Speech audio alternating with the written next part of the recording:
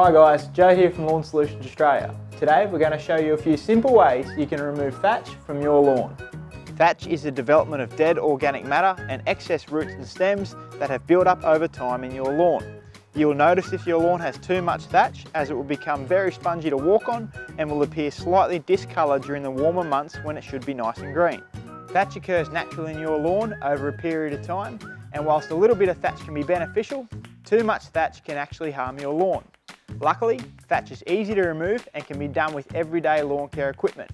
Here are a few different ways you can remove thatch from your lawn. The easiest and most common method of thatch removal on home lawns is to simply drop the height on your lawnmower. If your thatch is really thick, this may have to be done gradually over a few mows. If it isn't too bad, you can drop it once and be done.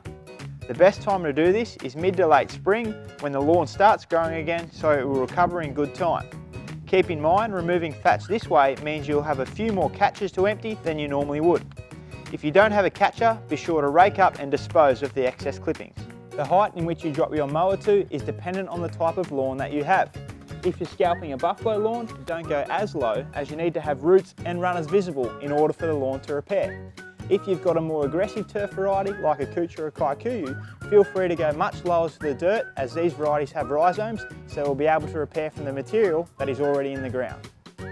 Removing thatch with a dethatching rake is also another easy method for thatch removal. As you are raking, simply dig the tines into the thatch layer and pull out the matter from the grass.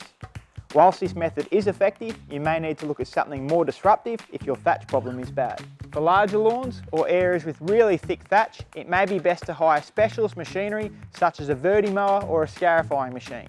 These can be purchased from your local turf equipment specialist or hired from your local equipment hire shop.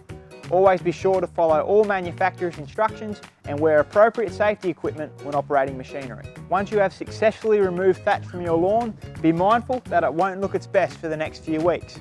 It is important to water well after you remove thatch and regularly for the next few weeks as your lawn comes back to health. Applying a fertiliser after removing thatch can also help this process and is recommended. You should only ever dethatch during the spring and summer when your lawn is actively growing. Removing thatch can harm your lawn if not done correctly. So if you're still a little bit unsure, get in touch with your local Lawn Solutions Australia member. Subscribe to the Lawn Solutions Australia YouTube channel for more helpful lawn care tips and advice.